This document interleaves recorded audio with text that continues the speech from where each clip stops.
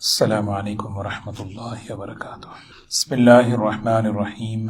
الحمد للہ نحمده ونستعینه ونستغفره ونؤمن به ونتوکل علیہ ونعوذ باللہ من شرور انفسنا ومن سیئات اعمالنا، من يهده الله فلا مضل له ومن يضلله فلا هادی له، ونشهد ان لا الہ الا اللہ وحده لا شریک له، ونشهد أن سيدنا وحبيبنا ونبينا مولانا محمدا عبده ورسوله صلى الله تبارك وتعالى عليه وسلم، أما بعد.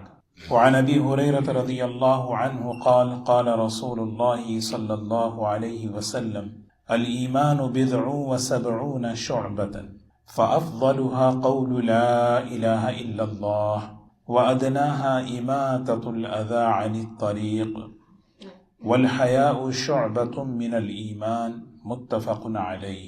قابل احترام بزرگ و دوستو، نبی کریم صلی اللہ علیہ وسلم کی یہ حدیث مبارکہ ہے، اور یہ حدیث بڑی مختصر ہے لیکن بہت ہی جامع اور بہت ہی مفصل اس کا مضمون ہے۔ سیدنا ابو ہریرہ رضی اللہ تعالی عنہ فرماتے ہیں، رسول اللہ صلی اللہ علیہ وسلم نے ارشاد فرمایا، ایمان کی 70 سے زیادہ شاخیں ہیں، سب سے افضل لا الہ الا اللہ کا کہنا ہے، اور سب سے آسان اور سب سے قریب راستے سے کسی تکلیف دینے والی چیز کا ہٹا دینا ہے، اور حیا ایمان کا بہت بڑا شعبہ ہے۔ اس روایت کو امام بخاری اور امام مسلم رحمۃ اللہ علیہ نے نقل کیا۔ جو روایتیں امام بخاری اور امام مسلم رحمۃ اللہ علیہ نقل فرماتے ہیں اور دونوں ایک ہی صحابی سے نقل کرتے ہیں، اس کو کہتے ہیں متفق علیہ۔ یعنی ایسا نہیں ہے کہ جو روایت بخاری میں ہے مسلم میں ہے وہی وہ متفق علیہ، ایک صحابی سے نقل ہو۔ امام حضرت ابو ہریرہ رضی اللہ تعالی عنہ اس حدیث کے راوی ہیں، اور امام مسلم رحمۃ اللہ علیہ نے بھی اس روایت کو نقل کیا حضرت ابو ہریرہ رضی اللہ تعالی عنہ ہی سے۔ اور احادیث میں سب سے اونچا مقام وہ احادیث ہیں جو متفق علیہ ہیں، اور پھر اس کے بعد بخاری شریف کی روایتیں، پھر اس کے بعد امام مسلم رحمۃ اللہ علیہ کی۔ یہ حضرات محدثین نے یہ ترتیب۔ سیدنا ابو ہریرہ رضی اللہ تعالی عنہ بڑے مشہور صحابی ہیں۔ نبی کریم صلی اللہ علیہ وسلم کی خدمت میں ایک مرتبہ اس حال میں تشریف لائے کہ ان کے آستین جو ہے بہت چوڑا تھا، اور بلی کا چھوٹا سا بچہ یہاں بیٹھا ہوا تھا۔ تو آپ نے دیکھا، اور دیکھ کر آپ نے کہا، یا ابا ہر، یا ابا ہر۔ ہررتن بلی کے بچے کو کہتے ہیں، اس کی تصغیر ہے ہریرہ۔ تو اتنا اچھا پسند آیا یہ جملہ، انہوں نے اپنا نام رکھ لیا، اور ان کا جو اصلی نام ہے عام طور پر وہ اصلی نام سے بہت کم لوگ واقف ہیں۔ ان کا اصل نام عبد الرحمن، سب سے زیادہ جمہور محدثین یہی فرماتے ہیں۔ بعض فرماتے ہیں کہ عبداللہ بھی ان کا نام ہے، لیکن عبد الرحمن ان کا نام ہے۔ راویۃ الاسلام ان کا لقب ہے، ان کے راویۃ الاسلام، اسلام کا جھنڈا ان کے ہاتھ۔ سب سے زیادہ احادیث کو روایت کرنے والے یہ صحابی۔ مختصر صحبت نبی کریم صلی اللہ علیہ وسلم کی ملی، لیکن بالکل وقف ہو گئے علم دین کے لیے، اور ایسا اپنے آپ کو وقف کیا، فارغ کیا، کہ صحابہ کی جماعت میں سب سے زیادہ حدیث کے بیان کرنے والے حضرت ابو۔ کتنا بڑا احسان ہے ہم سب پر ان کا۔ دیکھیں، حدیث کی کتابوں میں ہر تھوڑی دیر میں حضرت ابو ہریرہ رضی اللہ تعالیٰ عنہ کی روایت۔ ایک واقعہ ہے، حضرت زید بن ثابت رضی اللہ تعالیٰ عنہ فرماتے ہیں، کہتے ہیں کہ میں اور میرے ایک ساتھی نبی کریم صلی اللہ علیہ وسلم کی خدمت میں پہنچے۔ حضرت ابو ہریرہ رضی اللہ تعالیٰ عنہ وہاں بیٹھے ہوئے تھے، تو حضور اکرم صلی اللہ علیہ وسلم نے دیکھا زید بن ثابت بڑے اونچے علماء صحابہ میں ہیں، فرمایا ان تینوں سے کہا، تم تینوں دعا مانگو، میں تمہاری دعا پر آمین کہوں گا، اپنے لیے دعا کر لو، اور میں اس دعا پر میں آمین کہوں گا۔ تو حضرت زید بن ثابت فرماتے ہیں، میں نے بھی دعا کی جو میری ضرورت کی چیز تھی، اور میرے ساتھی نے بھی دعا کی جو اس کی ضرورت کی چیز تھی، اور جب باری آئی حضرت ابو ہریرہ رضی اللہ تعالی عنہ کی، تو انہوں نے دو دعائیں کی۔ ایک دعا کی کہ اللہم انی اسألک مثل ما سألک الصاحبی، اے اللہ یہ دو میرے جو ساتھی ہیں انہوں نے تجھ سے جو مانگا وہ میں تجھ سے مانگتا، انہوں نے جو تجھ سے سوال کیا وہ بھی مجھے عطا فرما۔ یعنی ایک کتاب ہے، دعاؤں کی کتاب ہے، اس میں ایک بڑی بہترین کتاب ہے، دعا ہے، اور جیسے مسجد میں داخل ہونے کی دعا ہے نا، اللہم افتح لی ابواب رحمتی، مصلی پہ کھڑے ہونے کی دعا ہے، مصلی پہ۔ اب عورتیں کہاں پڑھیں گی دعا؟ تو عورتیں جو ہے جب گھر میں مصلی بچھائیں تو پہلا قدم اس پہ رکھیں اور رکھ کر یہ دعا پڑھ سکتے ہیں، اللہم آتینی افضل ما تؤتی عبادک الصالحون، اے اللہ نیک لوگوں کو جو تو عطا کرتا ہے وہ مجھے عطا فرما۔ کتنی حضرت مولانا علی میاں صاحب رحمۃ اللہ علیہ کی والدہ جو ہے، حضرت مولانا علی میاں صاحب رحمۃ اللہ علیہ فرماتے ہیں جب میں لکھنا شروع کیا تو سب سے پہلے میری والدہ نے یہ مجھے دعا سکھائی، بیٹا مانگو اللہ سے وہ چیز مانگو جو اللہ نیک لوگوں کو دیا کرتا ہے۔ کتنی اچھی دعا ہے، اللہم آتینی افضل ما تؤتی عبادک الصالحون، یا اللہ صالحین کو جو نیک لوگوں کو تو دیا کرتا ہے وہ مجھے عطا فرما۔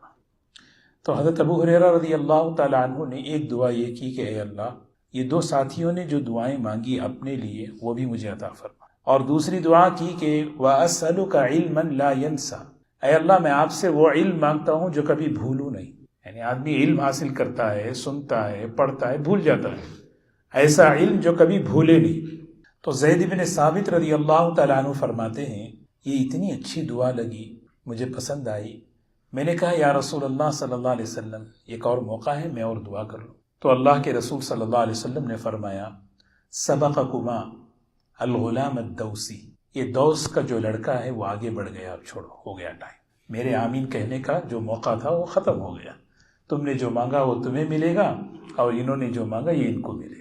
بڑے اونچے درجے کے صحابہ میں ہیں سیدنا ابو ہریرہ رضی اللہ تعالیٰ عنہ، فرماتے ہیں رسول اللہ صلی اللہ علیہ وسلم نے فرمایا کہ ایمان کی 70 سے زیادہ شاخیں ہیں۔ اصل میں گزشتہ جو حدیث ہے، پچھلی جو حدیث، اس میں یہ بیان کیا کہ ایمان کی بنیاد 5 چیزوں پر ہے، شہادت اللہ الہ الا اللہ، نماز، زکوٰۃ، روزہ، حج، یہ 5 چیزیں ہیں۔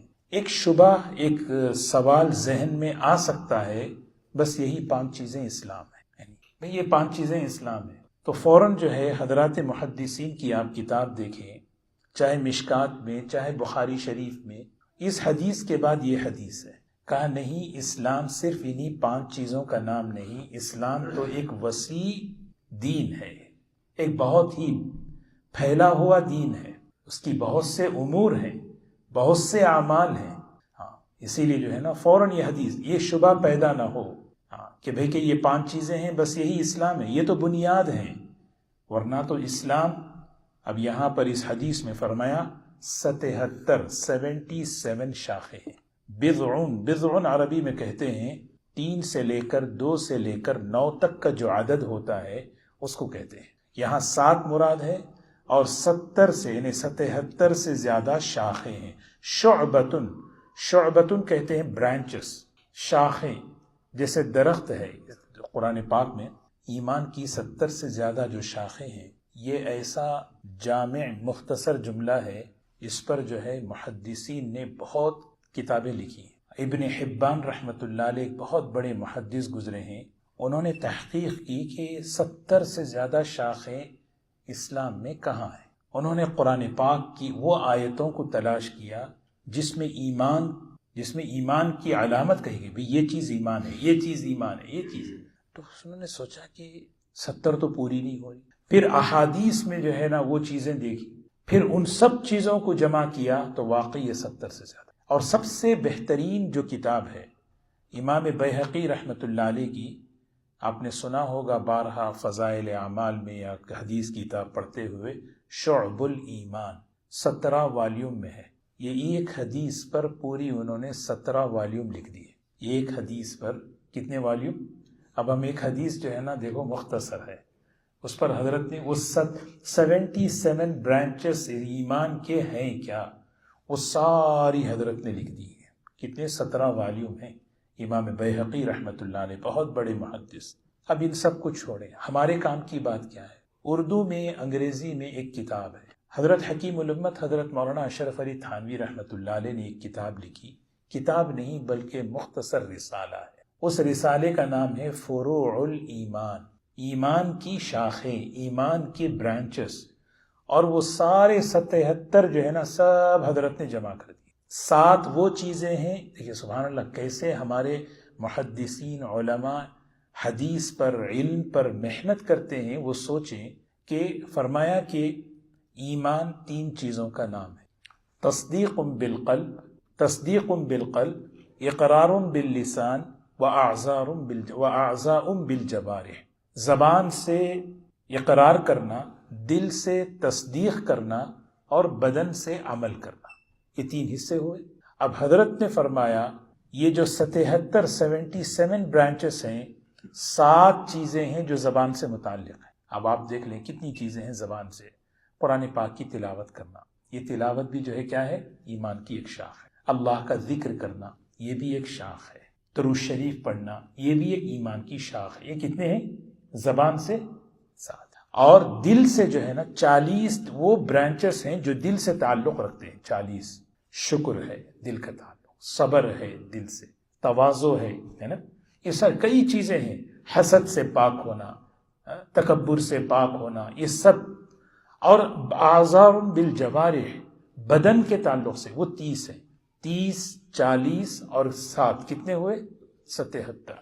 تو یہ ہیں الایمان بضع۔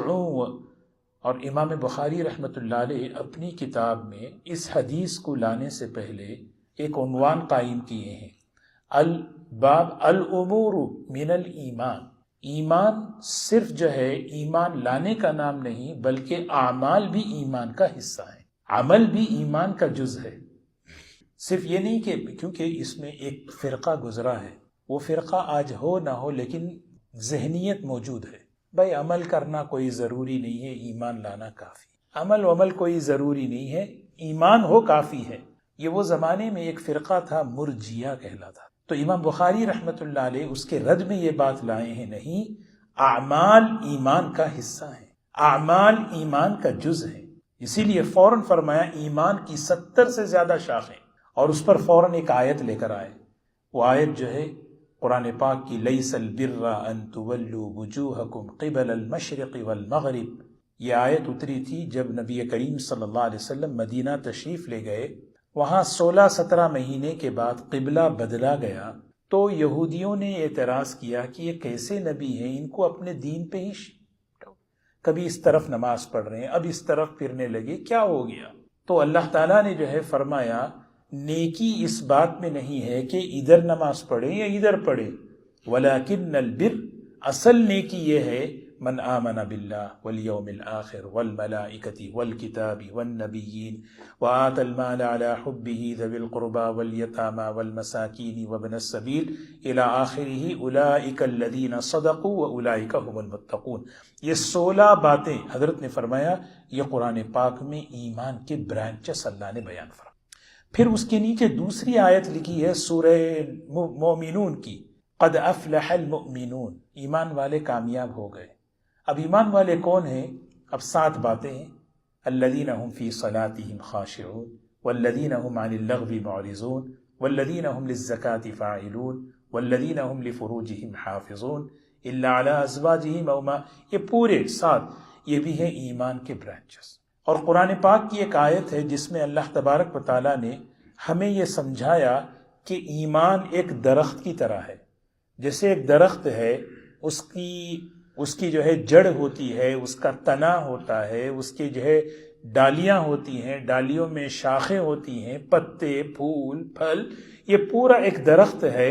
الم تر کیف ضرب اللہ مثلا کلمۃ طیبۃ کشجرۃ طیبۃ اصلها ثابت وفرعها فی السماء۔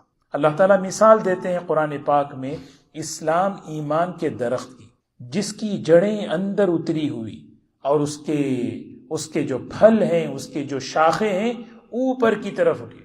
درخت جتنا نیچے ہوتا ہے بنیاد کے اعتبار سے اتنا ہی اس کے تنا اور اس کا جو ہے اس کی ڈالیاں اور اس کی شاخیں اتنی اونچی ہوتی ہیں۔ تو ایمان جتنا دلوں کے اندر اتر کر رہتا ہے اتنا ہی اس آدمی کا اسلام بھی اتنا ہی مضبوط ہوتا ہے۔ تو یہی حدیث میں فرمایا رسول اللہ صلی اللہ علیہ وسلم نے، الایمان بضع و70 شعبۃ، یہ جو کتاب ہے فروع الایمان، اس کو سب پڑھیں انشاءاللہ۔ بعض کتابیں ہیں جو بہت ضروری ہیں، جیسے جزاء الاعمال، بہت سال پہلے مجھے یاد ہے کہ کووڈ کے وقت میں باہر جب نمازیں پڑھا کرتے تھے اس وقت اس کا جو ہے نا ہم نے مذاکرہ کیا تھا۔ تو فروع الایمان بھی جو ہے نا یہ اسی ہی کتاب ہے۔ اس میں 7 باتیں جو زبان سے متعلق ہیں، 40 باتیں جو دل سے متعلق ہیں، 30 باتیں جو ہمارے اعمال پہ حدیث کی روشنی ہے بھئی یہ چیزیں ہیں۔ اصلاح انقلاب امت ایک کتاب ہے، عقائد کے معاملے میں، عبادات کے معاملے میں، معاشرت اور معاملات کے معاملے میں ہماری کیا غلط فہمیاں ہیں، ہماری مس انڈرسٹینڈنگ کیا کیا ہیں، اس کو حضرت نے جمع کیا۔ ہمیں جو ہے تھوڑا سا اس کا جو ہے نا مطالعہ رکھنا چاہیے، بہت اس کی ترغیب دیتے ہیں علماء اکرام۔ یہ بعض کتابیں دیکھو، بعض کتابیں تو حضرت کی بہت ہے، یعنی اللہ تعالیٰ نے ایسا قلم بابرکت عطا فرمایا کہ جس کو ہم تصور نہیں کر سکتے۔ الانتباہات المفیدہ، ابھی آپ حضرات کے علم میں ہوگا، ابھی کچھ مہینے پہلے، کچھ ہفتے پہلے ایک ڈیبیٹ ہوئی تھی، ہے نا، جس میں خدا کے وجود کے بارے میں، ہے نا۔ تو وہ جو صاحب مفتی شمائل صاحب تھے، ان سے پوچھا گیا کہ آپ نے جو ہے یہ جو ڈیبیٹ کی ہے اس آدمی کے ساتھ، تو آپ نے تیاری کیا کی؟ انہوں نے 2 ہی کتابوں کا نام لیا۔ میں نے 2 ہی کتابیں مطالعہ کی، ایک شرح عقائد ہے جو مدارس میں پڑھاتے ہیں، دوسری کتاب ہے حضرت تھانوی رحمۃ اللہ علیہ کی الانتباہات المفیدہ۔ 7 اصول اس میں بیان کیے گئے، کتنے؟ صرف 7۔ وہ 7 اصول ایسے مضبوط ہیں جن اصولوں کی بنیاد پر قیامت تک آنے والے جتنے ملحدین، مستشرقین جتنے بھی ہیں، اسلام کے پر اعتراض کرنے والے، اس کا جوابات ان اصولوں کے اندر مل جاتا ہے۔ ایسا اللہ نے کام لیا ان سے، ان کے قلم میں اللہ نے وہ برکت دی۔ تو بہرکیف تو ہمیں جو ہے جذبہ، جیسے کون سی کتاب تھی؟ فروع الایمان، یہ اس کو جو ہے بہت آسان طریقے سے، کوئی مشکل نہیں، کوئی میں نے الجھنے کی، حدیث کی روشنی میں کہ یہ ایمان کی 70 سے زیادہ شاخیں ہیں، اس کو اپنی زندگی میں لانا ہے۔ شاخ خود کہہ رہے ہیں، شعبۃ، شاخیں، شعبہ، یہ شعبان کا مہینہ کب سے شروع ہوگا؟ کل سے انشاءاللہ۔ شعبان کو شعبان اسی لیے کہتے ہیں، الف نون ہمیشہ جو ہے نا خوبصورتی کے لیے جو ہے زائد ہوتا ہے، عربی میں عام طور پر جو ہے نا الف نون زائدتان کہتے ہیں، رمز رمضان، یعنی اسی طرح شعب شعبان، حمد حمدان، سمجھ رہے؟ آخری کے جو الف نون ہوتا ہے وہ خوبصورتی کے لیے زائد ہوتا ہے۔ شعبن اصل کہتے ہیں شاخیں، اس مہینے کے اندر خیر کی، برکتوں کی شاخیں پھیلتی ہیں، اسی لیے اس مہینے کو شعبان کہتے ہیں۔ تو یہ جو ایمان کی 77 سے زیادہ شاخیں ہیں، نبی کریم صلی اللہ علیہ وسلم نے فرمایا، فَأَفْضَلُهَا، اس میں سب سے افضل، سب سے اعلیٰ، سب سے اونچا مقام قول لا الہ الا اللہ، لا الہ الا اللہ کہنا، کیونکہ اس کے بغیر تو ایمان ہی مکمل نہیں۔ بات تو شروع ہوتی یہیں سے کہ آدمی اقرار کرے، آدمی کہے زبان سے لا الہ الا اللہ، اللہ کے سوا کوئی معبود نہیں، عبادت کے لائق نہیں، یہ سب سے افضل، سب سے اعلیٰ ہے۔ اور دوسری چیز وَأَدْنَاهَا إِمَاتَةُ الْأَذَىٰ عَنِ الطَّرِيقِ، دوسرا جو آخری شعبہ ہے، بالکل، یعنی ایک تو ہے اعلیٰ اور دوسرا ہے ادنا، کا مطلب بالکل آخری ہے، وہ یعنی کم تر نہیں، بالکل آخری شعبہ ہے۔ إِمَاتَةُ الْأَذَىٰ عَنِ الطَّرِيقِ، راستے سے تکلیف دینے والی چیز کا ہٹا دینا، یعنی سوچیں یہ ایمان کا شعبہ ہے، جس میں ایمان ہوتا ہے۔ مثال کے طور پر میں اگر راستے سے گزر رہا ہوں، کوئی ایسی چیز راستے میں پڑی ہے جو واقعی وہ موذی ہے، ایذا دینے والی، تکلیف دینے والی کسی نہ کسی کو، میں اگر ہٹا کر نہیں جا رہا ہوں تو میرے ایمان کی خیر نہیں۔ آدمی سوچے، یہاں سے میں نکل کے جا رہا ہوں، کوئی ٹشو پڑا ہوا ہے، میں ہٹایا نہیں اس کو، میرے ایمان کی فکر کرنا، کیونکہ جہاں ایمان ہوتا ہے وہ آدمی جو ہے اس تکلیف دینے والی چیز کو ہٹا دیتا ہے۔ اسی لیے حدیث میں، اس حدیث کی روشنی میں محدثین فرماتے ہیں سارے جتنے دین کے شعبے ہیں اس کو 2 حصوں میں تقسیم کریں، التعظیم لامر اللہ والشفقۃ علی خلق اللہ۔ ایمان کے جتنے شعبے ہیں ایک حصہ تو اللہ کی عظمت کی بنیاد پر اللہ کے حقوق ہیں، اللہ کا حق ہے ایمان لانا، عبادت کرنا، اور دوسرے جتنے شاخیں ہیں وہ دوسرا والشفقۃ علی خلق اللہ، اللہ کی مخلوق پر خیر خواہی کرنا۔ وہ خیر خواہی، وہ بھلائی کہ آدمی وہاں سے شروع کرے کہ میں خیر خواہ بنوں۔ اس کے دو درجے ہیں، اعلیٰ درجہ یہ ہے میری ذات سے نفع پہنچے، یہ سب سے اونچا درجہ ہے۔ کم سے کم درجہ یہ ہے کہ میری ذات سے تکلیف نہ پہنچے، بس ختم، یہ آخری درجہ ہے۔ اس سے نچلا درجہ تو بس نقصان ہی پہنچنا شروع ہوتا ہے۔ تو اسی لیے حضور اکرم صلی اللہ علیہ وسلم نے فرمایا کہ اب دیکھیں، اور اسی زمرے میں، اسی حصے میں مفتی رفیع عثمانی صاحب رحمۃ اللہ علیہ، انہوں نے ایک تقریر کہی تھی، انہوں نے ایک بیان کیا۔ وہ بیان جو ہے کسی کتاب میں ہے، اسی حدیث کے وَإِمَاتَةُ الْأَذَىٰ عَنِ الطَّرِيقِ، راستے سے تکلیف دینے والی چیزوں کا ہٹانا، اسی پر حضرت نے ٹریفک کے قوانین بدلے۔ پارک کرنا، پارکنگ ہے مثال کے طور پر، آدمی جو ہے پارک جس طرح چاہے کر کے آ گیا، اب نکلنے میں تکلیف، پارک کرنے میں تکلیف، روڈ کراس کرنے میں تکلیف، یہ جتنی چیزیں ہیں یہ ایمان کا حصہ ہیں۔ تو میں جو ہے کسی کے لیے ایذا رسانی کا ذریعہ نہ بنوں، اللہ کی مخلوق کی تکلیف کو دور کرنا، ان کے لیے تکلیف کا سبب نہ بننا، یہ ایمان کا حصہ ہے۔ اس پر واقعات بے شمار ہیں۔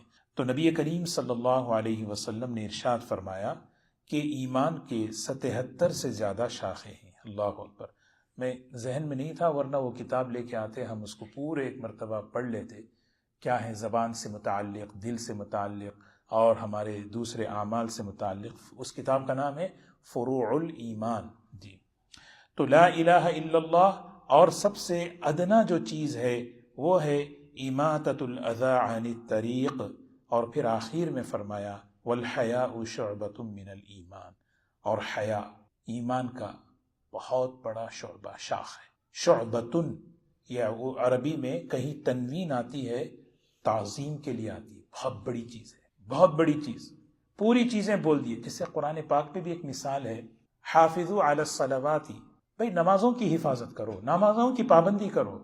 سارے نمازیں آگے نہیں آگے، پھر فوراً فرمایا والصلاۃ الوسطیٰ، عصر کی نماز کیا؟ اب والصلاۃ الوسطیٰ، یہ صلاۃ وسطیٰ کون سی نماز ہے؟ اس پر الگ الگ رہے اقوال ہیں۔ بہترین قول یہ ہے جس ماحول میں جو نماز مصروفیت میں ہوتی ہے وہ صلاۃ الوسطیٰ ہے، خود ڈیسائیڈ کر لیں۔ وہ زمانے میں بازار لگتا تھا، سورج ڈوبنے والا ہے، لوگ جو ہے شاپنگ کر رہے ہیں، خریداری اب سمیٹ رہے ہیں، سورج ڈوبنے کے بعد تو اندھیرا ہے، لائٹنگ تو نہیں ہوتی تھی، تو تاجر کیا کرتے تھے اس وقت؟ خریدنا بیچنا پیک ہو جاتا تھا۔ ایسے وقت میں نماز عصر کو چھوٹنے کا بہت اندیشہ ہے۔ فرمایا نہیں، والصلاۃ الوسطیٰ۔ تو علماء نے لکھا ہے کہ کسی کو جو ہے ہو سکتا ہے وہ ظہر کی نماز ہو، کسی کے لیے عشاء ہو، کسی کے لیے مغرب ہو۔ تو یہاں جو تخصیص جو کی جا رہی ہے وہ اس لیے کہ خاص طور پر اس نماز کی حفاظت۔ یہی فرمایا سارے شعبے ایمان کے ہیں، سارے شعبے ایمان کے ہیں، لیکن حیا، یہ حیا جو ہے، حیا کی کئی قسمیں ہیں، حیا فطری، حیا عقلی، حیا طبعی، حیا شرعی، یعنی علماء نے اس پر بہت حیا، یعنی حیا عقلی کا مطلب کیا ہے؟ جیسے ایک آدمی ہے ایسا کام کرتا ہے جو عقل کے خلاف ہو تو اس کو کہتے ہیں پاگل ہے۔ یعنی ایک آدمی ہے جو بالکل چلتے چلتے اچانک جو ہے لباس اتار دیا، یہ کون کرے گا؟ جس کا عقل نہیں ہے۔ حیا طبعی کا مطلب، حیا طبعی، حیا عقلی، حیا شرعی اصل مطلوب ہے۔ حیا شرعی کیا ہے؟ انقباض النفس عن القبائح، آدمی اپنے نفس کو برائیوں سے روک لے، آدمی اپنے آپ کو روک لے برائیوں سے، اللہ کے حکم کی بنیاد پر کہ بھئی اللہ نے منع کیا ہے، اللہ نے منع کیا، میں اس سے رکنا ہے مجھے، یہ ہے آدمی۔ اور نبی کریم صلی اللہ علیہ وسلم حیا کا مجسمہ تھے، حیا کی جو ماشاءاللہ سب سے بڑے یعنی اعلیٰ مقام پر اللہ نے آپ کو نوازا تھا، اور اخلاق کا سب سے اونچا مقام جو ہوتا ہے وہ حیا ہے۔ نبی کریم صلی اللہ علیہ وسلم نے ایک حدیث میں فرمایا اذا لم تستحی فاصنع ما شئت، وہ فارسی میں اس کا ترجمہ ہے نا، تو بے حیا باش و ہر چاہے کن، جب آدمی میں حیا نکل جاتی ہے جو چاہے گا۔ تو الحیاء والایمان قرنا، اسی لیے حضور اکرم صلی اللہ علیہ وسلم نے خاص طور پر یہاں اس کو بیان فرمایا کہ حیا ایمان کا شعبہ ہے اور بہت بڑا شعبہ ہے۔ کیا مطلب؟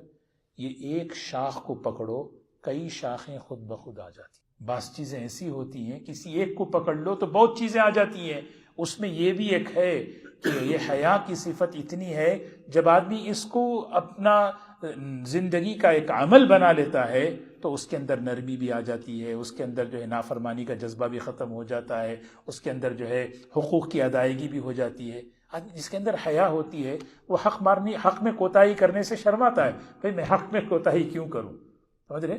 تو اسی لیے نبی کریم صلی اللہ علیہ وسلم نے یہ مثال دی۔ اللہ تبارک و تعالی ہمیں ان مبارک باتوں پر عمل کی توفیق نصیب فرمائے، اللہ تعالی ایمان کامل نصیب فرمائے۔